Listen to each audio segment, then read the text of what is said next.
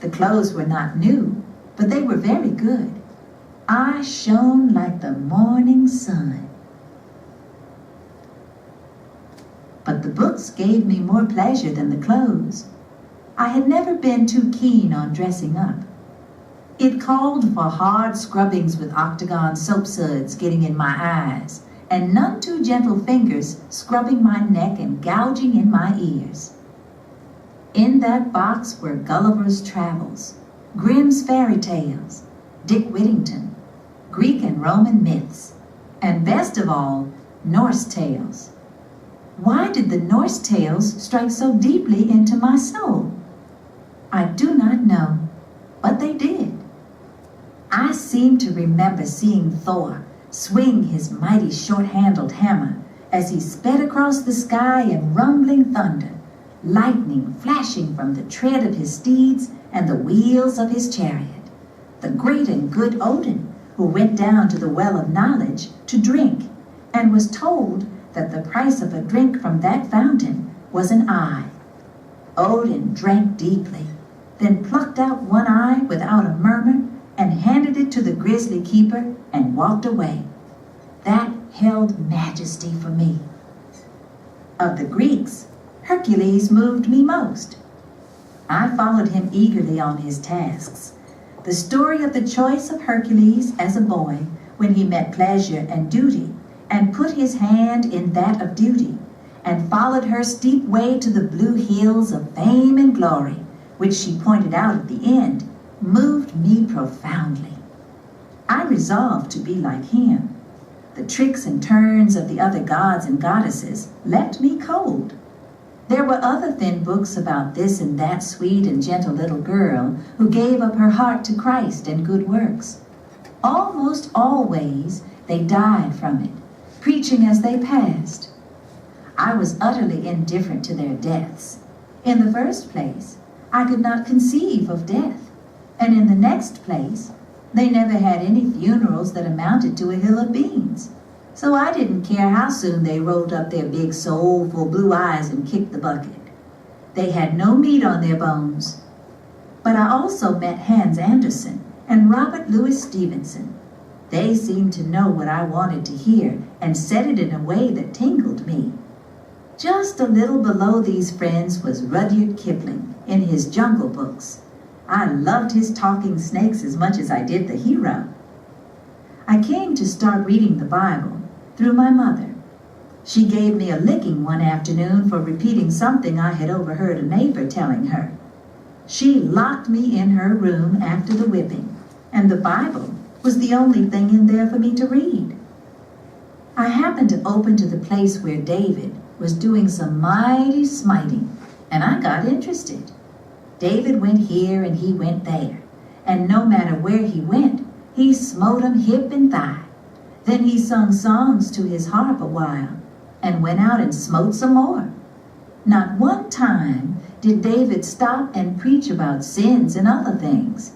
All David wanted to know from God was who to kill and when. He took care of the other details himself. Never a quiet moment. I liked him a lot. So I read a great deal more in the Bible, hunting for some more active people like David. Except for the beautiful language of Luke and Paul, the New Testament still plays a poor second to the Old Testament for me. The Jews had a God who laid about him when they needed him. I could see no use waiting until Judgment Day to see a man who was just crying for a good killing to be told to go and roast. My idea was to give him a good killing first, and then, if he got roasted later on, so much the better. All right, let's pause now and go to work with this title for just a few minutes. Jot down the answer to the two questions that I gave to you at the very beginning. Question 1, what really important event happens in this story? And 2, what's the significance of that event? Go ahead and jot down both answers at level 1 in your annotative work. What significant event happens in this story? And 2, what is so important about that moment in her life? Zora Neale Hurston obviously writing this autobiography long after the fact, right? And she's looking back to a time when she was young and in school and she was asked to read out loud. Now, this is a form of education we don't use as much anymore, but in the old days, kids were expected to stand up in front of their peers and to read out loud. And if you didn't have that information prepared well, then you might do it really badly, you know. Notice they also the kind of schooling that she was in. If she didn't do it well, she got jacked. If she got in trouble at home, she got jacked, right? This is a different kind of time as well, where you're kind of taught by maybe we might say a bit of fear or whatever, right? So she goes up, she reads a story from Greek mythology. Now let's put a note to ourselves already. This is a significant insight because ultimately Zora Neale Hurston becomes what we call a mythologist. That means she loves mythology. She loves the stories of mythology. Okay? So she reads well, and the two women observers from the north invite her the next day to come and visit. And this begins a relationship of a kind where she's again asked to read out loud. Of course, later she's going to receive some things from them. And part of the things that will matter will be the books that she receives. And ultimately, she will go on in her life to become a tremendous reader and writer because of the significance of this one moment in her life. Now, that's level 1. Let's jump now to level 2 and talk a little bit about possible messages and themes. 1. Obviously, you are your education.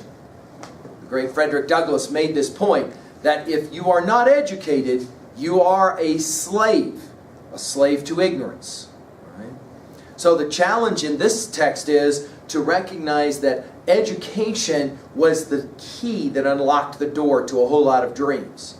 But notice that it was for the young Zora Neale Hurston, the stories that she most was attracted to were stories of mythology, stories of violence. She loved the stories out of the Bible especially that had those stories of violence, right? Because she was a kid and she was attracted to it. Another possible theme, let's write this one down, our message is this. And it's one thing that we often will say in 303. All you're looking for is one good book that can kind of turn you on to reading. And once you discover reading, you discover a world that is truly remarkable. Now, of course, the challenge is what that book or that reading is for you, it may be different from any other book or reading. Oftentimes students will say, the garbage they have me read at school, I hate, and therefore I hate reading. This text suggests, no. You don't hate reading, you just hate the reading that you're required to read at school, which is by and large for you garbage. But if you can ever stumble across a good read, it can forever alter and change your world. Finally, another major message or theme of this story is the way in which one can learn to become enthusiastic, excited from a good experience. School can so often be a negative experience. But if you can have one positive experience in your life of education, then you might be able to find something with which you can identify. And so let's go ahead and say that as well. The best readers are the readers who can identify.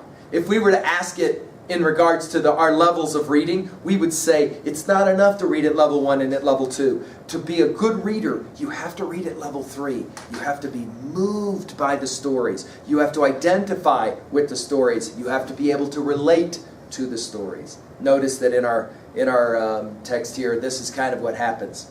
Just as an aside, by the way, do point out as well that she memorized big parts of the reading that she had received, especially these songs, right? She mentions, for example, When I Survey the Wondrous Cross. This is a church hymn that is often sung in churches. She memorizes this poetry. I only point this out because, of course, in 303, we often have to memorize lines of poetry. And this goes back in a very ancient tradition where you memorized language and you were moved by the memorization and the recitation of that language. Okay, let's turn now to 2b really quickly. You'll remember that our point of emphasis was autobiography, and of course we have this obviously here for us in the passage that we've read. The other thing I want to point out, though, is I want to just point out a couple of moments when Zora Neale Hurston has a great sense of symbolism. Look on page 934 really quickly. And look in the fourth paragraph that begins with, "My mother made John give it back to me." This is, of course, the pennies that were given, right? She makes the observation that their gleam lit up the world. It's a wonderful word picture. "It was not avarice or greed that moved me. It was the beauty of the thing." And then she says it, "I stood on the mountain." Now, if you read this literally, of course, you're going to be like, what? They live on a mountain? And she opened the gift on the mountaintop? No. We're speaking here at 2B symbolically. Jump over to page 935 935 as she continues. She was talking about the clothes that were given to her. The clothes were not new. Last sentence of the first paragraph on 935. "The clothes were not new, but they were very good. I shone like the morning sun." Another interesting simile here, right? That she feels like when she was in the clothes, she felt great about herself. Notice the characterization as well that's developed here. We are told from the very beginning, you shouldn't look right into the eyes of white people. They're going to lynch you. She, of course, as a young kid, Zora Neale Hurston, has a sense of enthusiasm and confidence that says, I do not care who you are, how you look at me. I'm going to tell you exactly what I think. Let's jump to level 3. If good reading is the ability to connect, then let's go ahead and do it now. Let's ask about other titles and other texts that come to mind here. We have a whole list of them, right? Let's ask, though, for you, what is your favorite movie about reading? What is your favorite text that you've read about reading? A book that opened up the story, the life. Of course, we can always think about the mythologies as well. What is your favorite myth? Notice here it was Persephone and her being taken into the underworld by Pluto or Hades, and Jupiter or Zeus looking on. The reason we have the seasons. Some of you will maybe remember that in your early years you were introduced to Edith Hamilton's classic text, Mythology. I would write that down. Edith Hamilton is the author. Mythology is the title of the text. And she does a wonderful job of retelling a lot of these stories, including several that are mentioned here. Notice Zora Neale Hurston's passion for Norse mythology and that classic story, right? There it is again, just to remind you on page 935. We have that classic story about Odin going down to drink from the fountain, and the payment is an eye. The notion of the sacrifice you have to make if you want to be a success. Sometimes you have to make great sacrifices. Let's turn to 3B really quickly, and let's ask some questions now about how you can relate to a title like this. Questions like the following. What for you is the moment that you felt like you stood on the mountain? What was the moment for you that you felt like you shone like the morning sun? Have you had an experience in school ever that made you feel so great, that made you feel empowered in some way? Of course, the obvious question, if you have never had that, is why not? Is it your attitude? Is it the challenge of teachers who have not been able to present the information to you in ways that was exciting? Another question. Do you think of reading, and by extension, school and education, as liberating, as a way to liberate yourself? Do you feel that way? Or are you more inclined to see school and education as a form of jail or slavery itself? Well, there you go, an introduction to Zora Neale Hurston's autobiography. I hope that maybe you were challenged by it. Thank you.